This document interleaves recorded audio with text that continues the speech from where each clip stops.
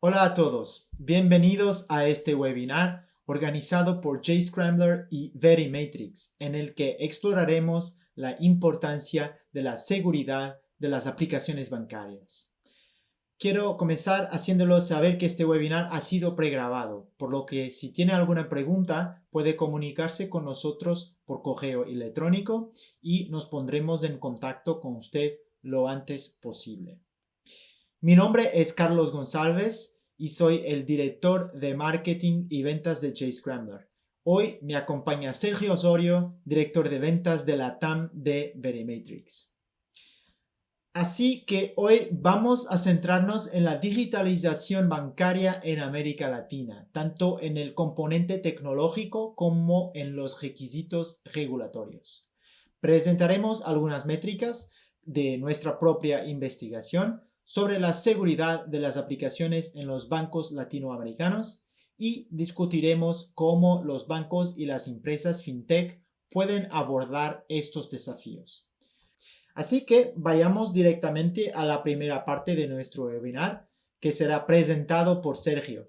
Gracias por acompañarnos hoy, Sergio, y no dude en llevárselo.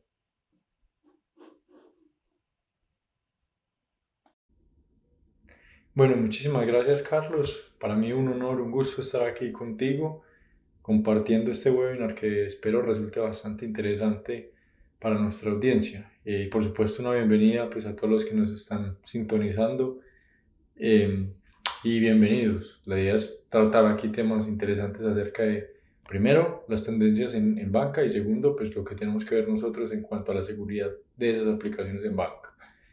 Entonces, entrando al grano, lo primero que queremos contarles, de lo que queremos hablar en esta presentación, es un poco de las tendencias que vemos en el tema de la banca digital, ¿cierto? Nosotros hemos visto la evolución desde precisamente la época en que teníamos que ir a la sucursal casi para cualquier transacción, hasta hoy, donde estamos en una época que resulta bastante simple todo. Todo lo puedes hacer con un clic, todo está en tu aplicación. Entonces, digamos que es la evolución natural que se encuentra, como en todo, a raíz de la tecnología, pues precisamente hemos visto que la banca no es ajena a esto y por ende la tecnología está aquí para ayudarnos y para hacernos las cosas más fáciles. Y eso es exactamente lo que esperan nuestros clientes de banca cuando estamos hablando de banca digital. Precisamente entrándonos un poquito en el tema de qué es lo que ellos esperan, qué es lo que estamos viendo, basados en la experiencia que nosotros tenemos de nuestros clientes en bancos, es lo primero es que estamos evolucionando un poquito los usuarios, ¿cierto?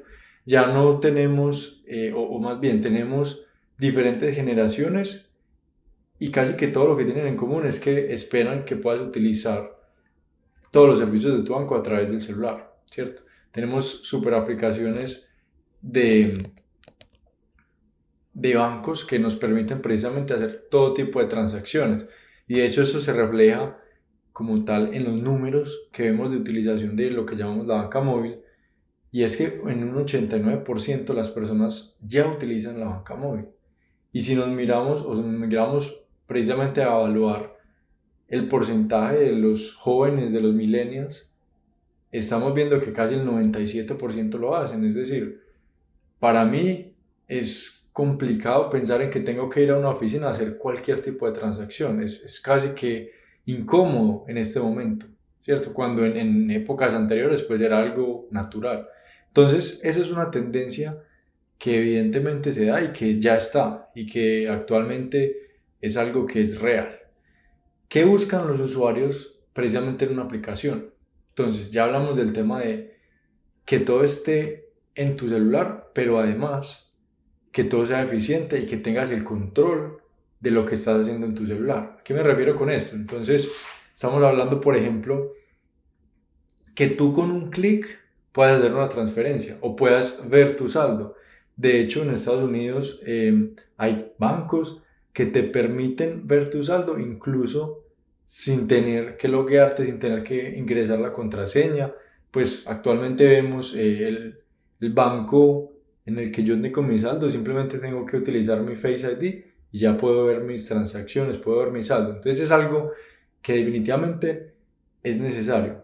Y cuando hablo de control, estoy diciendo que yo, por ejemplo, pueda tener a mi mano el dinero disponible, ¿cierto? Ahorita vamos a hablar un poquito de las transacciones peer-to-peer, que fueron bastante utilizadas precisamente en pandemia, pero precisamente el control es que yo sepa que mi banco y que mi aplicación como tal está segura y que mis datos no van a ser expuestos al mundo, ¿cierto? Entonces ese es el tema del control.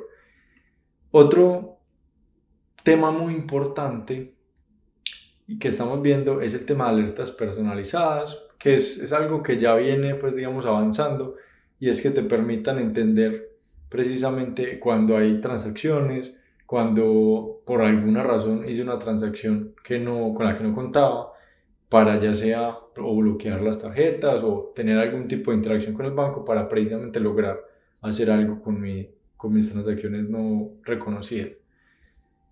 Por otro lado, también estamos viendo que, digamos, en generaciones más jóvenes hay una preocupación inminente por el tema de qué es lo que está pasando con el medio ambiente. Y por supuesto, cuando hablamos de que estamos reduciendo la cantidad de recursos que utilizamos para precisamente hacer opciones del banco o ejecutar algún tipo de operación en el banco, pues es algo que se ve con buenos ojos y que definitivamente están necesitando los usuarios.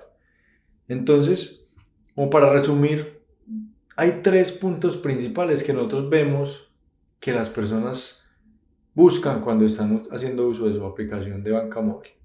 Lo primero es la administración de sus cuentas. Y esto tiene mucho que ver con lo que en Estados Unidos se conoce como el Conoce tu cliente. De hecho, en Estados Unidos hay varias aplicaciones que te permiten consolidar diferentes bancos para ver todas tus finanzas. Y esto es un tema que vamos a ver un poco más adelante, y es que hay tendencias en que tu banco te va a permitir, más allá de ser quien te administra el dinero, te va a permitir conocer cómo estás administrando y manejando ese dinero, ¿cierto? Ese es el primer punto. El segundo punto es la seguridad y el control. Es inminente que es mucho más visible la cantidad de ataques que se están viendo, la cantidad de filtraciones, todo el tema que precisamente preocupa mucho a los usuarios cuando tienen sus datos expuestos en una aplicación. Entonces, por supuesto, para ellos es una preocupación bastante relevante que esta aplicación sea segura, que les permita tener precisamente el control de su información, que únicamente lo conozcan las personas que lo deben conocer. Y como tercer punto, algo que mencionamos ahorita, las alertas. Alertas de cuando utilizo mi banco, cuando estoy llegando, por ejemplo, a límites de gastos que no quería, a los que no quería llegar, o básicamente mi límite de gastos. Entonces, digamos que esto es más o menos lo que estamos viendo en nuestros clientes. Cuando miramos eso, pensando en Latinoamérica, digamos que aquí hay un poco de diferencias en cuanto al porcentaje de personas que están bancarizados. Sin embargo, esto tuvo un cambio bastante importante y, como siempre, una de las cosas buenas que tuvo la pandemia, además del tema que podemos trabajar remoto, además del tema que se cambió un poquito la mentalidad en ese sentido, pues tuvo mucho que ver con el tema de la bancarización en Latinoamérica. El caso particular, por ejemplo, de Colombia es que muchos de los subsidios que daba el gobierno se dan únicamente a través de aplicaciones móviles. Y más allá de esto, únicamente se aceptaban pagos con aplicaciones móviles. Entonces, esto generó una dinamización del tema de la banca que en realidad es sin precedentes, es algo que no se esperaba ver. De hecho, en Colombia vimos estadísticas que nos muestran este tema de la bancarización. Cuando hablamos que, por ejemplo, una de las fintechs que se generaron hace ya varios años pasó de tener 1.5 a llegar hasta los 10 millones de usuarios. Eso es algo completamente inesperado. Entonces, definitivamente, pues la pandemia sí que estuvo detrás de esto. Pero más allá, ¿qué espera uno como un usuario latinoamericano de su banco? Y es algo muy similar, que la banca sea ese servicio que me ofrece todo lo que yo necesito, es decir, que yo pueda acceder a todos mis servicios financieros en cualquier momento y en cualquier lugar, que a través de mi celular yo pueda, por ejemplo, hacer pagos, transacciones, etc. Incluso llegar a cosas tal vez impensadas, como el hecho de consignar cheques, que sé que por ejemplo en Estados Unidos ya lo hacen, te permiten consignar un cheque con una foto. Algo que en este momento pues para mí es un poco avanzado, pero es a lo que vamos, ¿cierto? Entonces, para resumir de nuevo un poco de las tendencias que vemos aquí en Latinoamérica, y es qué es lo que esperamos, que la experiencia primero sea completamente digital, que no tengas que estar presencial. Por supuesto, el tema de la autenticación es importantísimo y tiene mucho que ver precisamente con el tema principal de este webinar, que es la seguridad de las aplicaciones, y tiene que ver con el hecho que te puedan asegurar que solamente la persona puede acceder a esa banca como tal. Lo siguiente sería, por ejemplo, servicios como aprobaciones de tarjetas o de cuentas o de este tipo de servicios de manera instantánea. Es decir, que yo pueda, por ejemplo, abrir un CDT, de hecho esto lo vemos hoy, que yo pueda abrir un CDT simplemente con 3 pasos, y esto es algo de lo que estamos viendo dinamizar un poco más. Y por último, el tema que ninguna persona esté limitada para acceder a la banca, que precisamente se ve con el tema de lo que hablamos ahorita, de cómo la pandemia dinamizó el tema de la banca.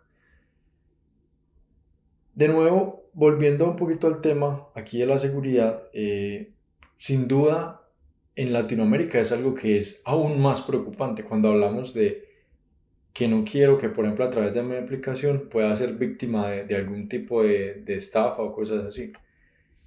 Y digamos que nosotros desde Verimatrix, precisamente motivados precisamente en lo que nosotros conocemos que pasa en las aplicaciones móviles, decidimos correr un estudio de diferentes aplicaciones alrededor del mundo que nos dijera cómo están los bancos, cómo están las aplicaciones de bancos respecto al tema de seguridad.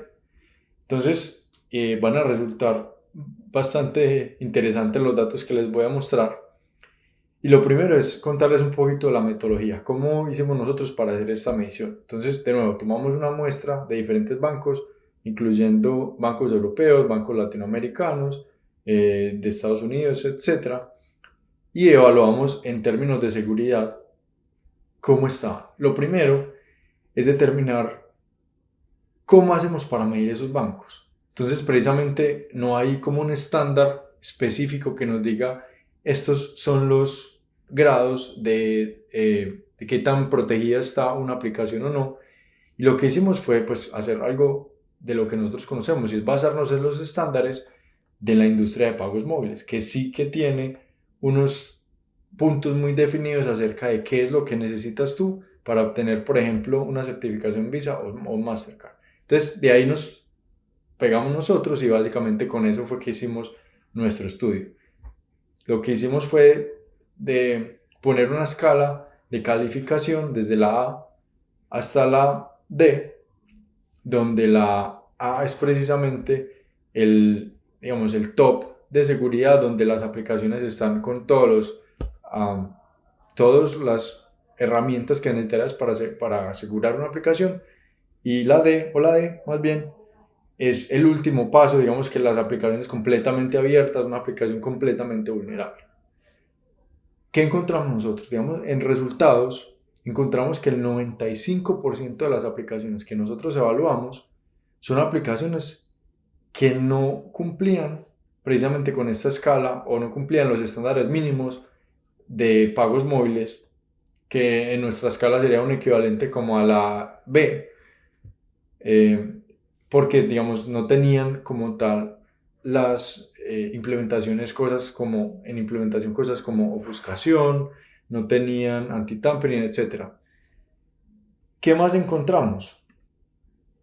Que la diferencia es realmente mínima si hablamos de aplicaciones que están en Europa y aplicaciones que están en Latinoamérica. Si ven acá la presentación, el que está en la barra, el histograma, la barra que está más o menos en rosado, si no estoy mal, son los bancos de Latinoamérica.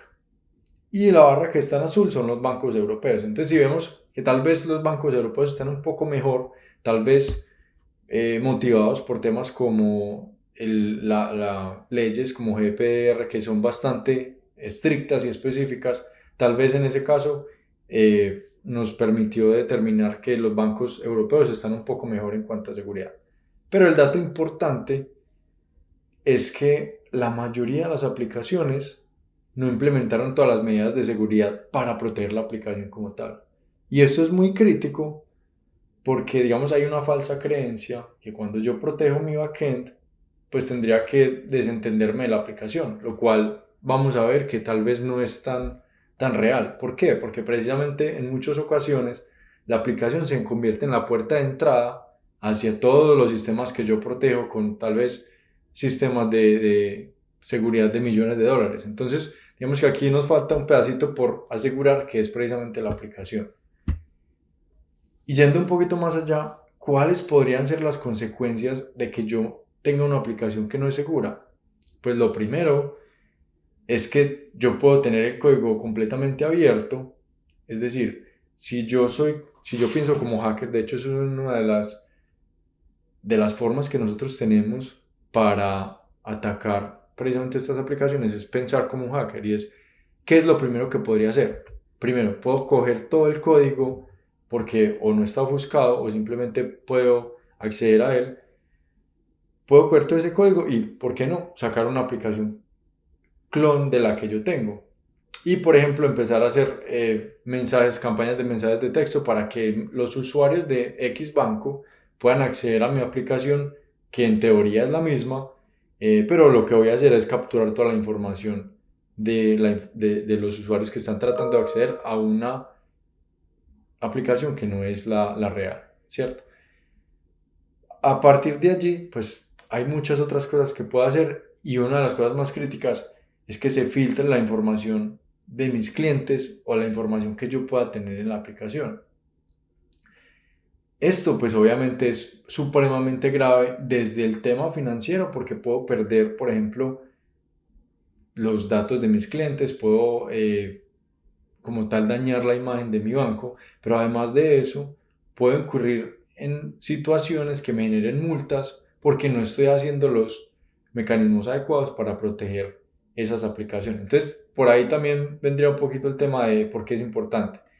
Y por último, algo más o menos de lo que les mencioné ahorita, tiene que ver con el hecho que la aplicación se vuelve una especie de caballo de Troya, si queremos llamarlo así, en el que yo puedo meter información o puedo meter algún tipo de cosas que me permitan acceder al sistema de backend o a través de la aplicación lo puedo hacer y por ende tener acceso completo al sistema. De hecho, acá yo tengo un ejemplo de lo que algún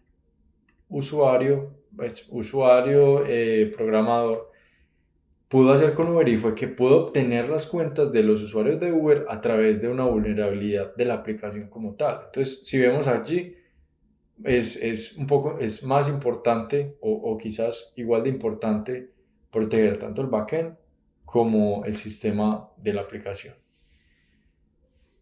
¿Por qué es importante el tema de las aplicaciones resistentes al tampering? Y dónde nos recomiendan hacer esto precisamente.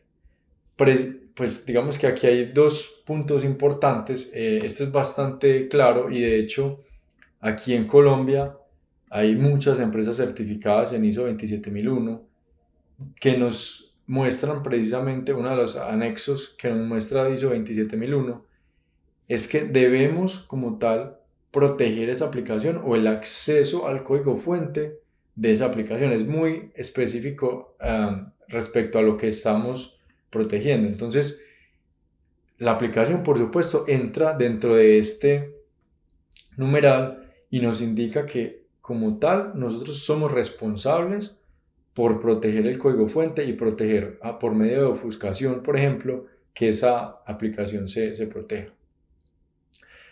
Pasa lo mismo con NIST. Digamos que este es un estándar que también nos dice algunas informaciones acerca de dónde es que debo yo implementar mecanismos de seguridad. Y por supuesto estamos hablando que es algo similar a lo que indica ISO 27001 y es el hecho que, por ejemplo, el código debe estar ofuscado. Por otro lado, digamos que esto también es bastante conocido por la plataforma OWASP, y es el hecho que yo tengo que proteger las aplicaciones de tampering. ¿Qué es tampering? Que básicamente yo pueda conectar, por ejemplo, un debugger y obtener información de cómo se ejecuta la aplicación en tiempo real. Entonces, este es uno de los ítems que tiene OWASP dentro de su lista de cosas que tienes que asegurar, y que es de hecho una guía para precisamente asegurar la solución. Y por supuesto el tema de legislaciones locales. Cada uno de los países tienen sus legislaciones en cuanto a qué es lo que vos debes hacer para proteger tus clientes y para proteger, pues digamos, más allá de los clientes, la información de sus clientes. De hecho, yo aquí tengo como dos muestras de dos países que son con los que más familiarizado estoy, que nos muestran una cantidad de leyes que tal vez es un poco amplio, pero que al fin y al cabo nos exigen que nosotros tomamos las medidas necesarias para proteger la información de los clientes, desde ya sea el backend, donde tenemos la información, o ya sea en la aplicación, donde muchas veces puede ser que también estemos enviando información a través de la aplicación. Entonces, de hecho, hablando de un caso también que conocí hace poco en Perú, estaban implementando una ley que iba a ser un poco, ley para bancos, que iba a ser un poco más estricta en cuanto a las medidas que tiene que tomar un banco, y habían temas específicos de lo que tienes que hacer cuando estás desplegando aplicaciones. Entonces, digamos que eso es algo que, si bien es algo que muchos de los países ya tienen establecido, tal vez no ha sido tan estricto como para llevar el caso a que sean aplicaciones, o que la defensa sea en aplicaciones móviles. Sin embargo, vemos que las vulnerabilidades están ahí, y que definitivamente es algo de lo cual se tienen que preocupar, pues como tal, los bancos y cualquier persona que esté sacando una aplicación de finanzas. Y siendo eso todo, le doy la palabra a Carlos. Creo que me extendí un poco más de lo esperado, pero Carlos también nos va a contar un poco más acerca de temas relacionados con las aplicaciones móviles y la banca digital como tal, que es lo que nos concierne en este caso. Muchísimas gracias a todos. Muchas gracias, Sergio. No hay duda de que la tecnología ha jugado un papel decisivo en la transformación digital de la banca. Yo quería empezar centrándome en uno de los impulsores tecnológicos detrás de esto: JavaScript y aplicaciones híbridas. JavaScript está jugando un papel crucial en la digitalización bancaria que estamos viendo en todo el mundo, y particularmente en América Latina. En la práctica, hemos sido testigos de un cambio en la infraestructura tecnológica, con el desarrollo de aplicaciones móviles que utilizan marcos híbridos de JavaScript como React Native y Ionic, que permiten a las organizaciones lanzar aplicaciones para Android y iOS utilizando una base de código compartida. Todo esto aporta más agilidad y acorta el ciclo de vida del desarrollo. Por lo tanto, este ecosistema JavaScript maduro ha promovido la digitalización bancaria y ha llevado a la aparición de bancos 100% digitales. Sin embargo, un factor clave que debe preguntarse es cuáles son las implicaciones de todo esto para la seguridad de las aplicaciones. Todas las empresas que desarrollan aplicaciones financieras utilizando JavaScript deben considerar los cambios en sus modelos de amenazas causados por el uso de JavaScript.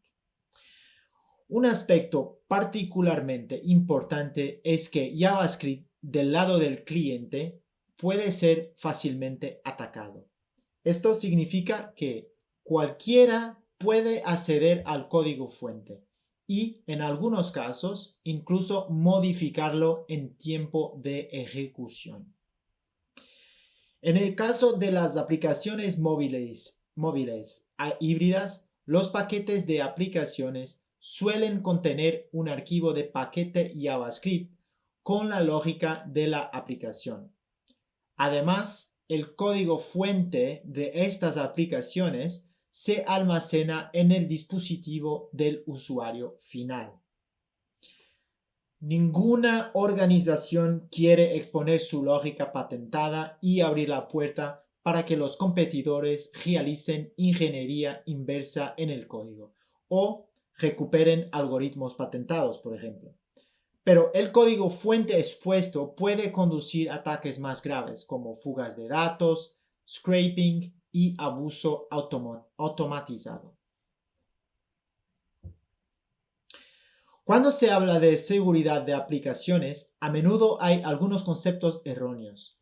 Un propietario de la aplicación podría decir, oye, ya uso SAST o DAST para encontrar vulnerabilidades y corregirlas. ¿Esto no resuelve todos mis problemas de código? Bueno, resuelve algunos problemas, pero ciertamente no todos. No evita, por ejemplo, la manipulación del código ni la ingeniería inversa, ya que no se requieren vulnerabilidades para hacer eso.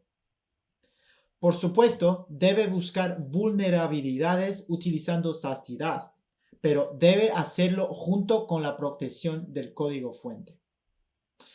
Por lo tanto, la mejor opción es proteger el código fuente móvil para que se vuelva extremadamente difícil de entender, al tiempo que agrega protección del entorno de ejecución, funciones anti-manipulación y antidepuración, que son defensas en tiempo de ejecución.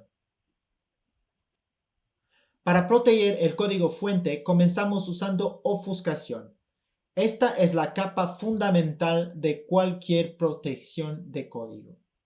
Ofuscación es generalmente una combinación de múltiples transformaciones de código fuente, de modo que se vuelve ininteligible, pero semánticamente equivalente al código original. En esta animación aquí se puede ver un antes y un después de una pieza de código JavaScript que ha sido ofuscada. En este caso, el código protegido ni siquiera se ve como JavaScript reconocible. Esto es solo un punto de partida. Por lo tanto, cuando se trata de ataques avanzados como la piratería, el abuso y la exfiltración de datos, también debemos considerar capas adicionales de defensas. Una de esas defensas son los controles ambientales. Su propósito principal es bloquear la ejecución de código solo en entornos de confianza. Aquí tenemos algunos ejemplos de tipos de comprobaciones que hacemos en aplicaciones web y móviles. Pero uno que es especialmente importante en las aplicaciones móviles es la detección de root y jailbreak. Si tiene una aplicación que se ocupa de datos muy confidenciales o realiza, por ejemplo, tareas críticas, generalmente es una buena idea evitar que se ejecute en dispositivos que son más susceptibles a los ataques. Otra defensa importante es la protección en tiempo de ejecución. En escenarios en los que tenemos atacantes suficientemente motivados, pueden intentar realizar ingeniería inversa de la lógica del código de nuestro código ofuscado, depurándolo y manipulándolo en tiempo de ejecución. Para contrarrestar esto, instalamos comprobaciones de integridad en todo el código fuente original junto con mecanismos antidepuración. Esto nos permitirá detectar intentos de depuración y manipulación y desencadenar reacciones automatizadas para mitigar el ataque. Estas reacciones pueden incluir descarrilar la ejecución de la aplicación, frustrar a los atacantes al redirigirlos o borrar las cookies de la sesión, obligándolos a reiniciar la depuración desde cero. Eventualmente llega a un punto en que lo que es más probable es que se muevan a un objetivo diferente. Para cerrar este tema de protección de código, solo quiero mencionar un análisis que hicimos sobre una muestra de aplicaciones bancarias en América Latina. Encontramos que el 63% de estas aplicaciones no protegen el código JavaScript con ofuscación o otro tipo de protección. Por lo tanto, el código fuente de estas aplicaciones se está quedando expuesto a ataques del lado del cliente, que pueden comprometer, como hemos visto, la propiedad intelectual, la integridad y los datos del cliente. De aquellas aplicaciones que están usando ofuscación, la gran mayoría están usando transformaciones de código muy débiles, con baja resiliencia, lo que deja el código desprotegido. También descubrimos que ninguno de los sitios web analizados impide la depuración de código, lo que, claro, facilita los intentos de revertir su lógica o automatizar los ataques. A fin de cuentas, es justo decir que todavía hay muchas aplicaciones bancarias en América Latina que se están quedando atrás en términos de seguridad de las aplicaciones. Así que vamos a ver cómo estas organizaciones pueden poner en marcha una protección más fuerte del código fuente. Cuando se trata de aplicaciones móviles híbridas, esto es esencialmente un proceso de 3 pasos. En primer lugar, dado que las aplicaciones híbridas contienen código JavaScript, necesitamos proteger este código fuente JavaScript con JScrambler, lo que se puede hacer automáticamente durante el tiempo de compilación. JScrambler agrega ofuscación resistente, comprobaciones de entorno y múltiples capas de protección en tiempo de ejecución y genera un nuevo conjunto de paquetes APK y IPA cuyos archivos JavaScript están protegidos. A continuación, todavía tenemos que abordar el código nativo y el código específico de la plataforma. Aquí es donde entra Verimatrix con su herramienta de protección de código y defensor APK. Estos productos ofuscan el código nativo y agregan comprobaciones de integridad, así como otras características de seguridad para mejorar las defensas de la aplicación. Por lo tanto, todo el código C, C++, así como Java, Kotlin y Swift están protegidos. Todo este proceso resulta en una implementación fluida que garantiza una cobertura completa del código fuente y evita ataques dirigidos al código. Realmente no entraré en más detalles sobre cómo funcionan estos productos, pero siéntase libre de plantear sus preguntas durante las preguntas y respuestas al final y estoy seguro de que Sergio y yo seremos capaces de ayudar. Ahora voy a cambiar el tema un poco para mencionar brevemente otro tipo de ataque que se aprovecha de un punto ciego de seguridad del lado del cliente.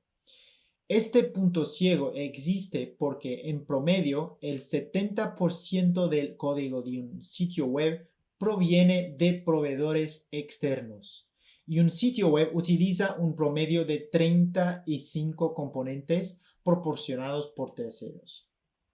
El problema aquí es que las organizaciones no tienen visibilidad del código que realmente están ejecutando en el lado del cliente de sus sitios web o el comportamiento de ese código. Esta falta de visibilidad conduce a los llamados ataques a la cadena de suministro o supply chain attacks, No entraré en demasiados detalles sobre estos ataques, pero esencialmente ocurren cuando un atacante obtiene el control de un servicio externo, como un reproductor de vídeo, por ejemplo, que se está utilizando en su sitio web. Los atacantes pueden infiltrar su código malicioso en el servicio externo, que se ejecutará inmediatamente en todos los sitios web que utilizan el reproductor, como vemos en esta imagen. Como los archivos externos tienen los mismos privilegios que el resto del código del sitio web, el código malicioso se puede usar para filtrar datos del cliente directamente a través del navegador, sin ninguna solicitud al servidor. Por lo tanto, un cortafuegos no puede evitar este ataque. Es por esta razón que estos ataques suelen permanecer activos durante meses sin ser detectados, lo que conduce al robo de datos de miles de usuarios. Como dije, hoy no voy a tener tiempo de entrar en más detalles sobre estos ataques, pero solo quiero referirme a un análisis que hicimos sobre las aplicaciones de algunos bancos en América Latina. Descubrimos que, en promedio, estas aplicaciones bancarias envían datos a 24 dominios externos y cargan 50 archivos de terceros. En este análisis también detectamos un promedio de 10 alertas de seguridad críticas por sitio web, como contaminación de código en formularios de solicitud o en la red. En pocas palabras, esto significa que las aplicaciones bancarias en América Latina tienen debilidades de seguridad significativas en el lado del cliente y estas pueden ser explotadas por los atacantes. Bueno, JScrambler también proporciona protección contra estos ataques del lado del cliente. Por un lado, da visibilidad al origen de cada archivo JavaScript, su comportamiento y cualquier intento de fuga de datos. Por otro lado, permite restringir todas las acciones de cada archivo, bloqueando comportamientos maliciosos como intentos de fuga de datos o manipulación del sitio web. En resumen, JScrambler proporciona una capa de seguridad completa del lado del cliente contra los ataques a la cadena de suministro. Así que creo que ahora es un buen momento para pasar a algunas conclusiones finales. Como vimos en la primera parte de este webinar, la digitalización bancaria ha acelerado el crecimiento de la banca en América Latina. Las organizaciones deben ser conscientes de los nuevos vectores de ataque que pueden poner en peligro el cumplimiento de las nuevas regulaciones bancarias y las normas de seguridad de aplicaciones. Las aplicaciones móviles híbridas basadas en JavaScript desempeñan un papel muy importante en la aceleración de la digitalización bancaria, pero que requieren protección adicional contra los ataques a través de la ofuscación, las comprobaciones del entorno y la protección en tiempo de ejecución. Nuestra propia investigación muestra que una gran cantidad de los bancos latinoamericanos se están quedando atrás en esta dimensión. Las organizaciones también deben estar atentos a la creciente tendencia de ataques a la cadena de suministro, como hemos visto, que aprovechan un punto ciego de seguridad del lado del cliente en los sitios web para filtrar datos de usuarios. JScrambler y Verimatrix proporcionan una solución integrada que protege sin problemas el código JavaScript nativo y específico de la plataforma y reduce la superficie de ataque de las aplicaciones bancarias. Para finalizar, quiero recordarles a todos que recibirán un correo electrónico con nuestra página sobre protección de código empresarial para aplicaciones móviles que brinda una descripción general de lo que discutimos hoy. Y por supuesto, no dude en ponerse en contacto con los contactos que ve aquí en caso de que tenga algunas preguntas de seguimiento. Bueno, eso es todo de mi parte. Gracias de nuevo a todos por acompañarnos hoy y nos vemos la próxima vez. Adiós.